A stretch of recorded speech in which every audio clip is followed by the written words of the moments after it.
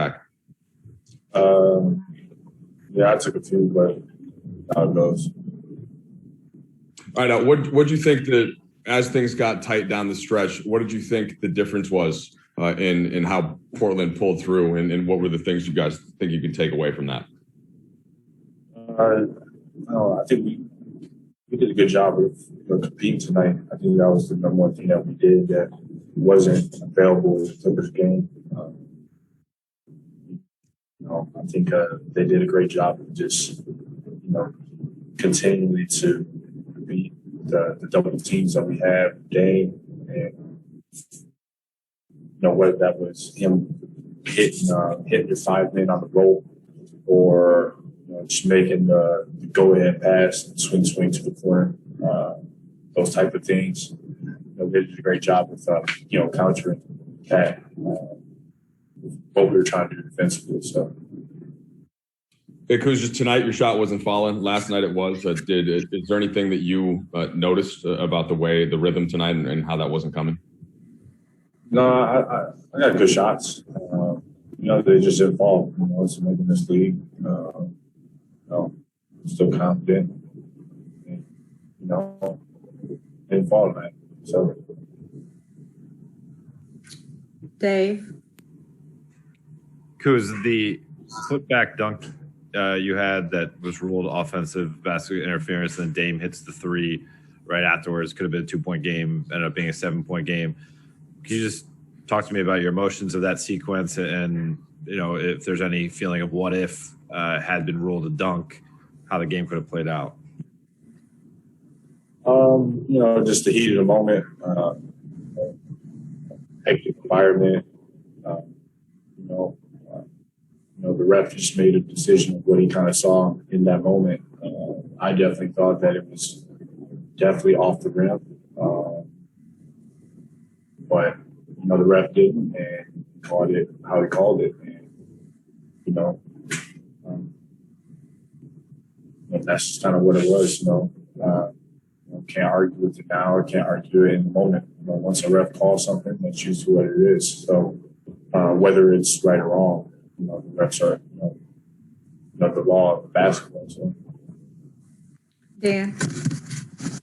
Because you guys are in 7th now.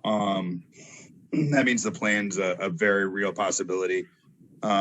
What's sort of your thought about that, just in a general sense, and then kind of, if you guys are the 7, that would be you'd have 2 chances at Staples Center to advance in the playoffs. What do you think that kind of matchup would mean for a 1 seed or a 2 seed? Those are just the cards we're dealt. We've dealt with a lot this year, a lot of unfortunate things, and with those things happening, the players on the court, we haven't got enough wins. So, this is the predicament that we're in right now. Whether that's still trying to fight for that 6 or being in the play-in, we just got to just keep in mind, it's all about trying to get healthy and compete right now.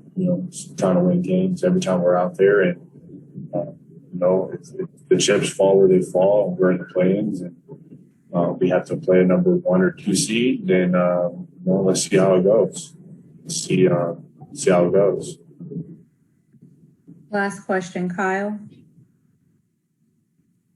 Hey, Kuz, I know you guys are here to just win, and that's the goal every time. But in talking about maybe potential silver linings, this is the best game that AD has played since he got back for you guys. Is this sort of what the kind of Anthony Davis that you expect to see as you get into these critical games down the stretch here and into the playoffs?